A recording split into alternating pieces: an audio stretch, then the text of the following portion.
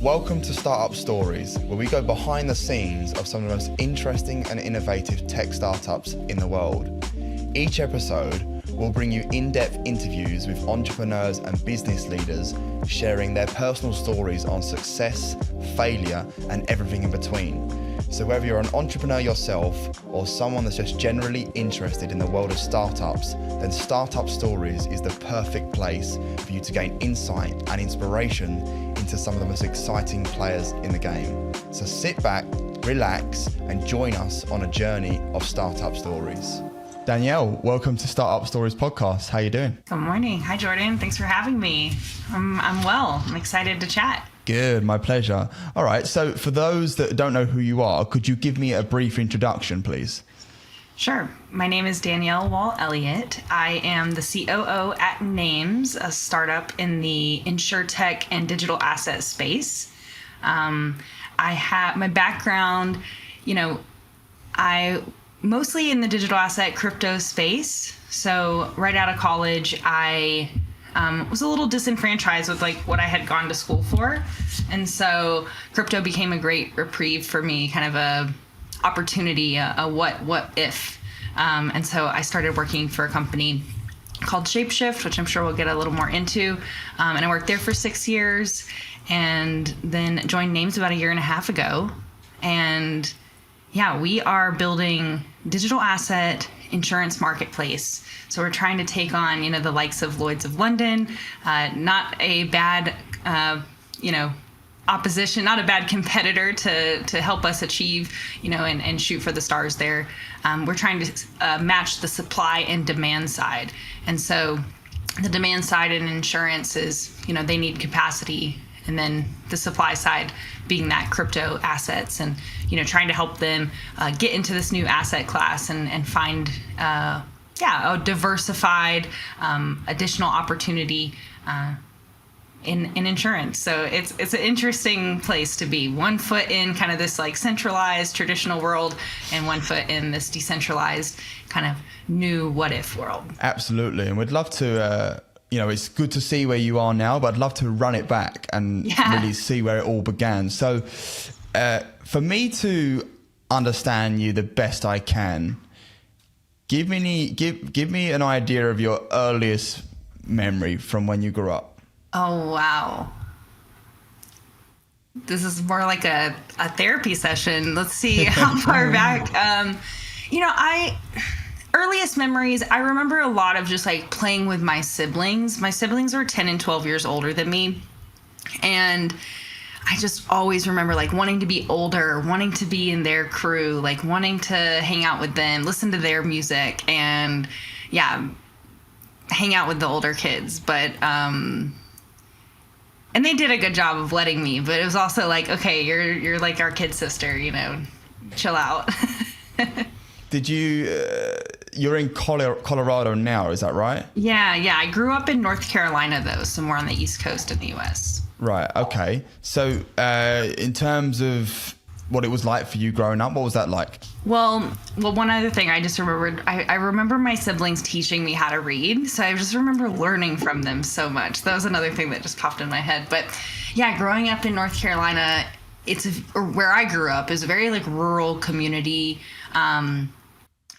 middle class or lower. I remember, when I was in middle school, a lot of my friends' families, their parents lost jobs because it was very much in furniture manufacturing, and, just very old school, maybe even backwoods, you would even say, some redneck elements there. So it was I just remember feeling limited in my choices. A lot of people just grew up there and stayed there forever, or they, had teenage pregnancies, or just the opportunities just didn't feel as robust as I would have hoped there. So it was definitely on my mind to okay, I should probably try to leave and move somewhere else. Now that I go back as an adult, it doesn't feel like that. It feels more homey. It feels like people made that choice to really stay there, to live there, they love that farm life. They love, living in the same land that their grandparents lived in. But as a kid, it just felt very like limiting to me. So, and you talked about how you had the idea of not doing that. So what was it, what pivotal moment was it that allowed you or made you think, you know what, I don't want to do that? I think maybe just the opportunity to travel. So I had joined this service organization. It was called Junior Civitan. And they, you know, they really focused on making your community and your area around you better. And then they had a few like international initiatives that people worked on. And so one of those was a fundraiser for children with developmental disabilities. And the opportunity for the young people was, you know, if you raised a certain amount of money, you could go on this snowmobile trip. And so I was 14 and I was raising money from different Civitan clubs, the adult version of the club, businesses in my area. And I remember raising about $47,000 for, you know, this opportunity. And I think that being able to travel, so I stayed with a host family, you know, they took me all around. They kind of just gave me this like different perspective. And then Junior Civitan would do that for me many times in my teenage years, introduced me to people that went to the college that I eventually went to. And I would have never even heard of it, you know, without that. So I think it's just like this diversity in your thoughts and your inputs and the people that you spend time with. I think that's what really clicked for me of like, okay, there's a giant world out there. Like, let's go try to, you know, achieve something out there. Where did that curiosity come from though? Because not everyone has that. Yeah, no, I know. Well, and seeing people, like I said, like as an adult, you can kind of reflect back and you can see that like, yes, some people they actually thrive in just staying in the same place, or it gives them great comfort to stay in that same place. For me, what gives me comfort is like challenging myself, like learning more, meeting new people, understanding different cultures. I think, you know, and now I work at Nayms. It's fully global, remote.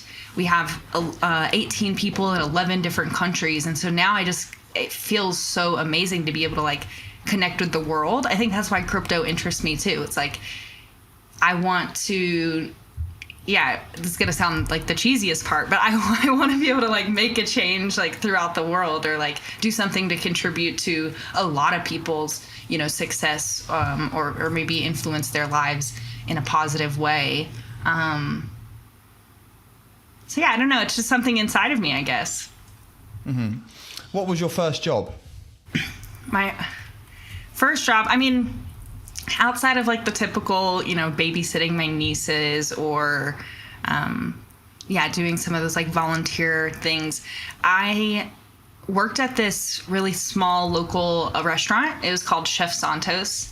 And I feel like it's like a rite of passage to work there. Like so many people work there, you know, just in their teenage years. And it's a staple in our community.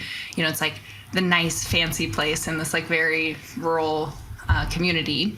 And that was also a little bit of like, well, I had been eating there my whole life. Like growing up, like that was like the celebratory place to go. And I remember being there one day and he's like, "You work tomorrow." And I'm like, "No, I don't work here." He's like, "No, like, I need you. Like, please come in." And so I was 14 when I started working there. And I think just this idea of community, you know, even grew so much deeper with me. Like people would come there every Tuesday, every Sunday. Like they had a table reserved, you know, it was like this was part of their routine and their lifestyle. I mean, working in the restaurant industry, you learn a lot about like people and maybe even like trying to anticipate their needs. You kind of learn that like there's this like cozy, bright-eyed, like outside front of the house thing, where it's like that's where you're interacting with the guest, but then you're in the kitchen and it's like hot and, you know, way more intense and there's a lot going on and just a diverse type of people that you're working with.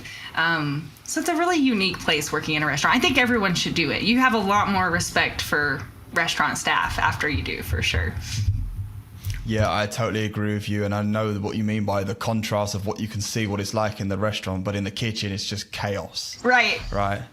And you say you learned a lot about people. Do you think that that first proper job, as you say, taught you a lot about people even in today's, in your work today? For sure. I mean, so Chef Santos, he cares about the people that work for him, and he would give opportunities to others that maybe wouldn't have an opportunity to get a job somewhere else. So, maybe giving that person who has a criminal history an opportunity to wash dishes. Maybe giving someone that's like a real loner who can't talk to people, giving them an opportunity in the back, again, like something in like dishes or helping him. Someone that wants to learn how to cook, he just would care about the person, not just be like, okay, you're a resource or you're a tool to help me achieve my goals. I think that really stuck with me, because it is all about the people, the people that you work with. You do have to care about them and care about what are their goals, what motivates them, because if you can align incentives, well, then that's how you build a team, and that's how you can work together. And so I think, I'm trying to think if I can even remember, I have so many people floating in my head while trying to say this, but it's just about, caring about people. And then if you look at the other side, the customer, you have those people, okay, that person that comes in every Tuesday, well, you know what wine they like, can you anticipate that? Can you care about them just that little bit more, to where then they start to care about you? And I would get opportunities from those people. They would help me in my future career. Or they would, even I go back and we eat there with my family, and I'll see people who have been eating there, since I've been gone. And they're like, oh, Danielle, we miss you. It's really nice to have that small town feel, that community vibe, and to feel support from the people that you work with.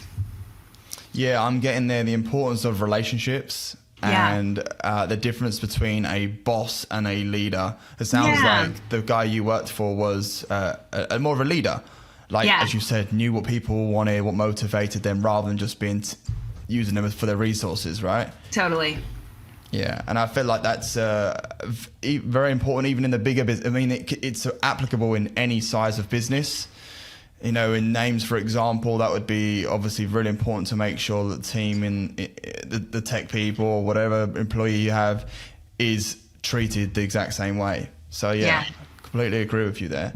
Okay, all right. So talk to me about your career path that led to Nayms.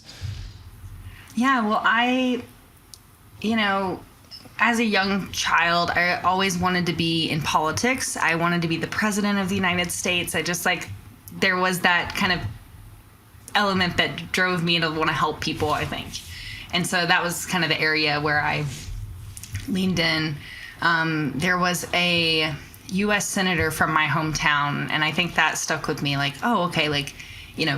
She's from a small town. She made it to that level. And so, I studied political science. I would volunteer on different campaigns, and just learned, that industry.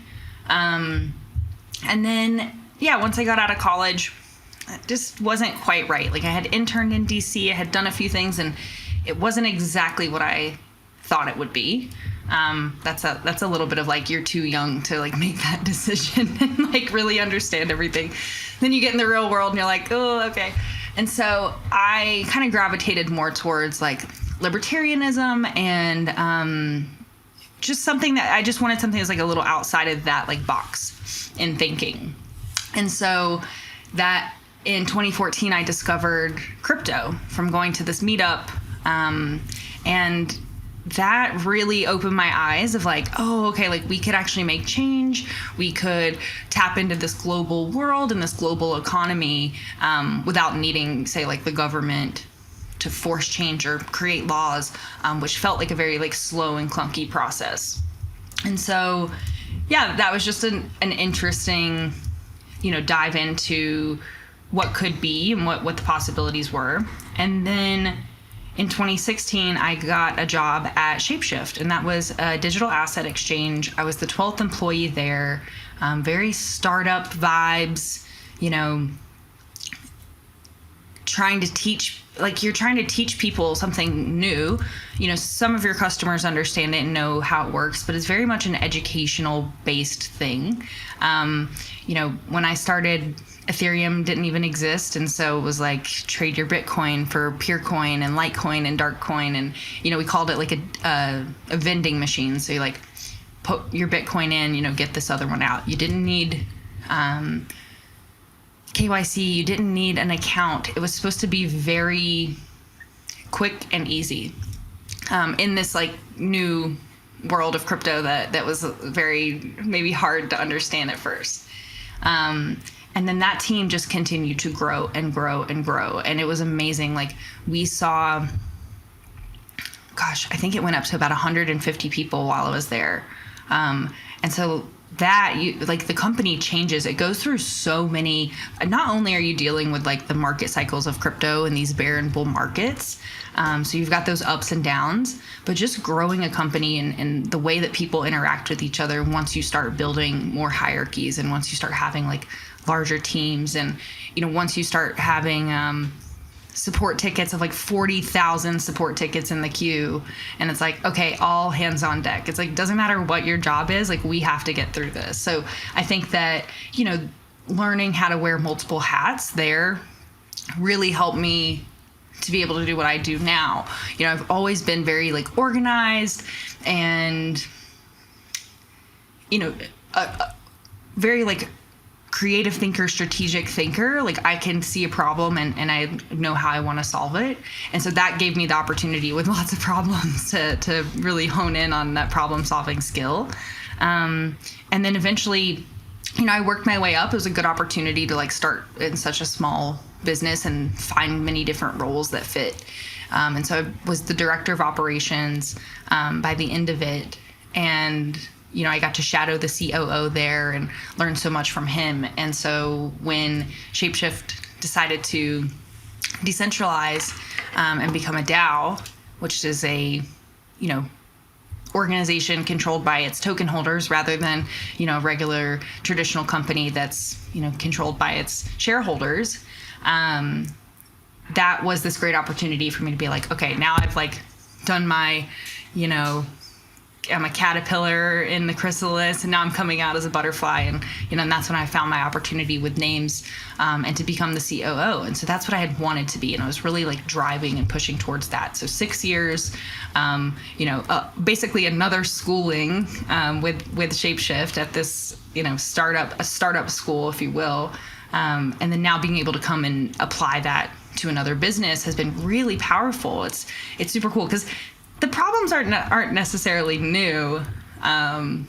It's similar problems. A lot of people problems. A lot of times it is dealing with people and making sure you understand, how to, align incentives. That's what it all comes down to, really. How much of your experience at Shapeshift prepared you for what you now do at Nayms? All of it, wholeheartedly, all of it. Like I said, just learning about how you interact with people, how even just something as simple as how you let someone go, I think is so powerful. And, we've had to do that at Nayms, and there's people on our team that had never experienced that before. And so it was another lesson for them. It was a teaching moment. I think promoting people, another thing people had never done. And it's this is awesome. Let's celebrate these wins when we can. And then there's more, technical items like launching a token. That was a great opportunity for me to understand, what do exchanges want to see? What do, the people that buy your token, what do they want to see? What does that community look like?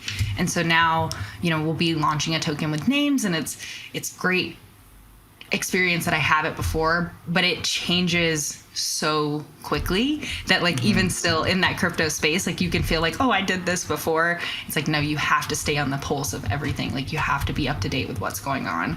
I'm trying to think if there's any other one item. Oh, dealing with scams. that's a huge learning opportunity that I had at Shapeshift. Like, so it'd be something as simple as like someone would just like change, one letter in an email and like make it seem like it was coming from your boss and be like, send me 1 Bitcoin now, to way more sophisticated scams. And so one I remember was just like the wallet I was using had a pop-up inside of it. It was like, oh, it's time to update your wallet.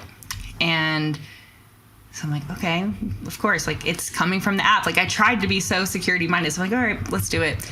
And then that download of that new wallet, was a nefarious download. And as soon as I sent the next Bitcoin transaction, everything that was in my wallet before had been gone. And, as soon as it happened, you're like, oh, I know exactly what happened. But, stuff like that. Like you need to experience it to be able to become more mature, to be able to teach others what to do in those scenarios. And so it's been something that's been, helpful, obviously, at Nayms. Scams become more creative. People try to hit you up on Telegram or wherever. So that's a really good one that I was able to learn, from my time at Shapeshift, and now knowing it's because crypto is so finite. Once you make that send, there's no support number to call and be like, uh-oh, yeah, I accidentally sent this somewhere else, So it's so important to be, fully responsible for your money. And that's one of the benefits of crypto, but it's also this other it's the double-edged sword for sure. Yeah, it's so fascinating. A completely different world for many, like you said. Okay, so tell me about the moment that the Nayms opportunity presented itself, because I know they were founded, a couple of years before you joined. What was the need for yourself, and how did the opportunity present itself? It was so good because the team that was there before I joined, they did so much of the legwork of building the foundation, like going through multiple iterations of what the business would be or how it would actually function. So, you are modeling it after something traditional, but then taking it and putting it on chain, and doing all that work to really understand how all the players in a marketplace would work, or how they would like coordinate themselves and how it would work on chain. And then they did so much foundational work with the Bermuda Monetary Authority, which is where we're regulated out of Bermuda. So we have an insurance license and a digital asset license there. And so all this groundwork was laid. So it was really a great opportunity for someone like me to then come in and give them more of like the bones to make sure that they could achieve what they needed to create teams that were more scalable, to put in processes. I remember the first like Monday morning meeting that I attended when I joined, and it felt like chaos to me because I'm just such an organized person and I just like format and I like everything to happen the same way. And so it's just like these kind of like chaotic conversations happening.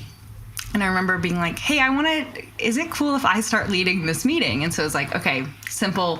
There's a spreadsheet. Everybody put in their, updates. We go through it. We stay on time, all the things. And so, that's pretty simple. But I think that a business, you can do all that. You can lay all that groundwork. But then when it's time to actually like execute, like you do need processes. You need someone to come in and care about, like, do all the employees have the right employee contracts? Does everybody, have what they need to succeed? Of course I had like a budget and a forecast and everything, but I just think everything just kind of like honed it in and refined it a bit, and helped us have that like very clear schedule of the week. Setting goals is a huge one that I brought to the table, setting like small goals and the big goals. So yeah, that's definitely my job, is to create process, stay on budget, stay on track with our roadmap. And then the people element is a huge part of my job as well. What would you say has been the most challenging part of your journey so far? I mean, you've been in there, what, year and a half now, is that right? Year and a half, just over? Yeah. Maybe it's the people element, just because, every day you could wake up with someone and, someone who's a great performer on your staff, and now they have a family emergency at home that they need to deal with for 3 months, 6 months. Like, it could really take them out of like where they were. You could have, I mean, it's simple stuff. Like, but kind of if we take it back to like that first job, it's like caring about people, knowing, I love to know my team members. Like, I love to know their kids' names and their, spouses' names. And it just helps me understand them better. And so like when we get in person, we have those in-person opportunities. It's so nice to like actually meet them as human beings rather than, since we are remote, like Slack and Zoom, it's very transactional. So like understanding where people are coming from. And then I guess just surviving in terms of financially. So, we did just launch in May. And so now we're revenue generating, which is an amazing hurdle for any startup to get to. But I think that you kind of always have your eye on this runway, and you're always trying to think 12, 18, 24 months ahead. You're trying to think of like, okay, yes, we've got 18 months runway, but in 6 months when I need to start raising money, is 12 months going to be enough runway? Like, having that clock always ticking down on how much money you have, I think is just this added stressor, especially being a leader in a startup. And you want people to understand it. You want people to take it seriously. We've talked about how much meetings cost to the company, and like actually put the dollar figures on it. How much did it cost to actually build our smart contracts and build our platform until we got to launch? And would we have been satisfied if an outside source came in and said, I'll charge you, X dollars to build this thing? Would we have been like, ooh, that's kind of pricey? Yes, probably. It's harder. It's definitely harder to do it, in-house. But no, I think, biggest challenge is people, understanding people, and then, money, and just making sure that you keep an eye on it. You're building in the right way to eventually get to that profitability mark, which like we're not at yet, but hopefully we will be soon. Mm-hmm.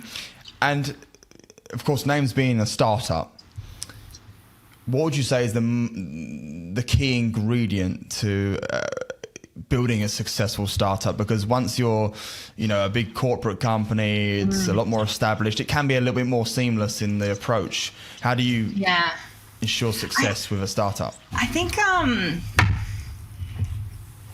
leaning into the fact that you can be more innovative, you can take a risk. Like, that's the whole point. That's what investors want to see. They don't want to see you just doing some classic standard, recreation of another business that already exists.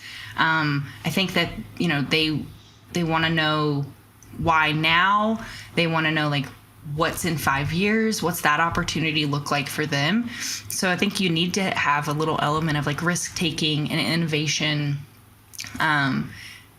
That's what's really going to get you to that next level, or at least that's how I see it. And at Shapeshift, there was risk taking. There was building something new that hadn't exist.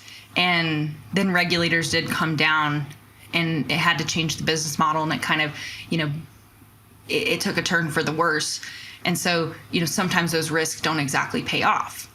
They do in a way that you build a community, and you're setting these standards for self-custodianship or something like that. Like, you're really trying to create a new lane in an industry. And so that all, was really successful from Shapeshift.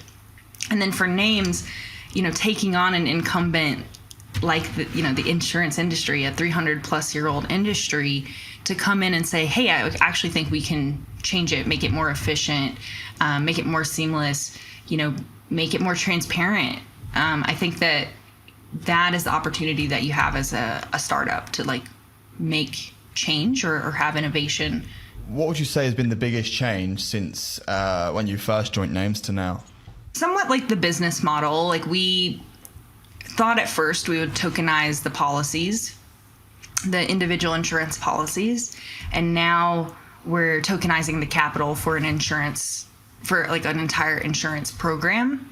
And so that just, again, comes with this trial and error. And I didn't have a ton of input in that. Those like transitioning as I started. But I remember, learning about the business and then, a few weeks in, a few months in, being like, oh, okay, we're going to shift and change this. So I think like being open to change and being open to like feedback from your community, feedback, it's not like we even had users then, but we had these relationships that we were building for years and years. And so you go out and you talk to them, you say, oh yeah, this worked. Being crypto native, that's amazing. Like I can insure my Bitcoin in Bitcoin. Well, that's great because it's an asset that changes in value. So like that never changed. But then to be able to get that feedback of like, okay, tokenizing the individual policies, maybe that's not right. And moving on to a different idea there. And then I hope everyone else would say more process, more better goal setting, knowing exactly what we're doing for the next 6 months and knowing about what we're doing for the next 12 months. Yeah. What's been the highlight for you so far? Probably just like meeting everyone in person and building my own, confidence and brand in that way. And so I got to, we'll go to these crypto events, we'll go to insurance events, and there's this event, ETH Denver. So, it was very nice to be able to invite a lot of my team members, to this place where I live, where I feel very confident and comfortable. And so we went to the conference, and then we went up to the mountains for a few days afterwards, and we went skiing. And I remember a coworker saying, like, I can't believe I have a company that like would pay for me to do this. And it's like, yes, like that is exactly like the culture and the team I want to build. We want it to be fun. We want it to support their lives. But like, obviously we want to accomplish our goals. So yeah, I think that one, because it was work and play, it was very much like, I got to give a talk at the conference and my team was all there supporting me. And then, after we would do these more like workshop sessions for a few hours during the day when we were up in the mountains, and a lot of great came out of that. But then we, learned how to lasso. Like, who gets to do that, or we did archery or, the skiing. And so it's really fun to be able to balance both. I think if you're all work and no play, it's not gonna, you're not really going to build that deep long-term connection that you need with employees for them to stay to actually achieve the goals. Yeah, I think I 100% agree with you there. I was taught a long time ago by a manager that relationships are built outside of the workplace. As much as you can connect with people and stuff like that, but it's outside of the workplace where you really get to actually know someone. So the fact you can have that work and play, and as you say, that huge benefit to have, a skiing trip covered is fantastic. Really interesting. Okay, so what are the long-term goals and ambitions for Nayms then? How far do Nayms plan to take it? Ooh, I mean, as far as we can go. I think, like I said, so we're trying to connect this demand and supply side of an insurance market. We want to target, obviously, like digital asset lines of business. So something like a smart contract hack or something like a custodian hack, like an exchange hack, or, there's a lot of opportunities. We talked about the scams earlier. There's a lot of opportunities for people to lose money. So being able to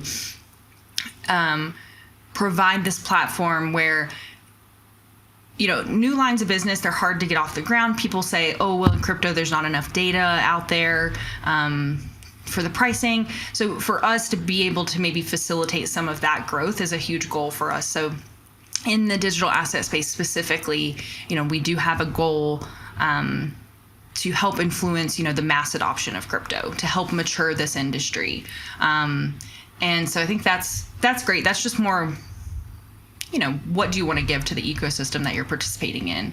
But where we see like really the future going is not just for, helping match capital and capacity for those digital asset insurance programs, but really to open up the traditional space and allow them to come in and run an insurance program and find access to this alternative source of capital that is crypto. Maybe just by that, they can start learning about it more, understanding, how to hold a token or what a wallet is, and really seeing, that traditional space, like accept or adopt crypto as a regular line of business. Like, I say traditional, I say real world a lot. And it's like, eventually I won't need to distinguish between the two. We will just be this integrated, piece of the insurance world. And so, yeah, I think, obviously we're looking to grow our business in a way that we can reward our early team members, and we can reward our early investors and people that, saw this opportunity and believed in us. I think everyone thinks about what the exit could look like, or, where that could be. And that's something another thing that can help you to drive you. But if that's like your only goal, it's probably not right either. So I think, for us to be able to kind of have these two industries and think like, what impact do we want to have on those industries? And that's like the mass adoption of crypto and just making, insurance more accessible. And I don't mean that as like more people can get policies. I think that's, fine. But I just mean insurance as an asset class, like making that more accessible to a more everyday investor, and making, helping people to diversify their portfolios and have things in there that are uncorrelated to the rest of the market. And what I mean by that is, if you're an investor in an insurance program that's in the catastrophe world, well, that wildfire doesn't care what the price of the stock market is or what the price of Bitcoin is. So it really does allow people to have like this more diversified, asset in their portfolio. So I think, yeah, we have some goals, some financial goals. We have some goals for our team. We have some goals for our industry. And then, yeah, everybody wants to be highly valued and sought after. So that's obviously the end goal for us too. And what motivates you? What's your why? I mean, I bet you could guess it just after listening to this, but, people, really like what does crypto provide to the world is the opportunity for individuals to connect, and to, set their own goals, standards, ways to communicate outside of institutions, governments, banks. I think for so long, the history of humans, we've really had to rely on behemoths of power, religion, the state, whatever it is. And I think that what I would like to see in the interaction of humans throughout my lifetime is more community building, more peer-to-peer, goal setting, taking away that like middleman, whether it is your bank that charges you 25% for your credit card, and then only gives you 0.25% for your savings account. Like, let's cut out those middlemen that are taking a little too much. Like, I think people can have a overlord, or people can adopt a system, but until it's too much, until they really start to devalue your currency, until they start to take away your rights, you're like, okay, I can live with this. I can live with this. I can live with this. Then there's a certain point. You're like, oh, no, I don't want to stand for that anymore. And so I think, why I want to contribute to crypto, why I get out of bed every day is like, I want us to have this like conscious leadership, conscious communication with each other, where we can connect directly with our peers. We can give out these microloans. We can even, communicate in such a way we can build these small communities that operate outside of this like the box. So that's it. It's just like I see a more global, free world where we all communicate together. Yeah, no, I actually really like that answer. I mean, I do agree with you. I mean, like you say, for so long, the banks, the government have controlled everything for so long, and they still do to this day. And finally, we're seeing a shift with this decentralized platforms and crypto and all that sort of stuff. And we're seeing in other realms now as well. So yeah. I completely agree with you. And it's very interesting to watch from afar as well. Obviously not being in the game like yourself. So it's very interesting. Great answer. Okay. And who's most open-minded to it are, my nieces and nephews, the young people in my life. And, they are already so digital. They have phones so early. They connect with people all over the world through their apps like TikTok or whatever it is. And so, I have great faith that the young people are going to kind of see these two options, like let's call it even like centralized and decentralized, and I think they're going to choose that decentralized option for sure. Yeah, you're absolutely right, because we want control over everything that we have, right? Yeah. So yeah, agree with everything you just said there. So last question then. If, let's just say, in your position, you've you joined a startup with Shapeshift, you've joined the startup with Nayms. Let's just say, again, as I say, from your perspective, someone is coming from a small town like yourself, not really gone outside of that before, but they're on the fence to take a challenge on, take that risk and try something new. What advice would you give them? I would say, there's a great opportunity, but with great opportunities, great power comes great responsibility. So I think it's not just about going out there and, there's a lot of like, even in crypto, right? There's a lot of like scams or people that maybe just like go and take money and maybe don't have this like full idea of what they want, or they don't, maybe haven't like thought it through all the way. And so I would just say like, really make sure, you know who you are, what you want to achieve, and then try to do the best for the most people around you. And I think that's it. It's like, we're all self-interested, and that's okay. But I think you have to take on more than just yourself, your community, whether that's your family, the people that work for you, or the industry that you're in. And so, be considerate and be really conscious of what you're trying to put out into the world, and make sure that you're taking care of your people and yourself. Yeah, absolutely. And, look at you, for example, when you joined Shapeshift, you mentioned in the beginning of the podcast that it was almost like being back at school again, the amount you learnt during that period. And for someone to do the same thing, the amount they would learn by stepping out of their comfort zone that they would never have learned, perhaps just staying in the same place. Yeah. So I think that could be applied there. For sure. All right. Well, Danielle, thank you so much for joining me on the Startup Story podcast. Absolute This is pleasure. Awesome. Thank you. Likewise. Likewise. I'll keep following Nayms from afar. This looks like a really cool business, crypto within insurance. Thank you very much. Well, you can find us at nayms.com if you want to know more. Absolutely. Thank you. Thanks. Thanks for listening to this episode of Startup Stories. I hope you enjoyed hearing from our guests and learning more about their journey in the startup world. I'll be back soon with another exciting episode featuring a new guest, so make sure to subscribe to Startup Stories so you never miss an episode. Also, don't forget to follow me on social media for updates and additional content. And if you have any suggestions for guests or topics you'd like to hear about, please reach out to me. And as always, I appreciate your support and feedback. Thanks for listening, and I'll see you next time.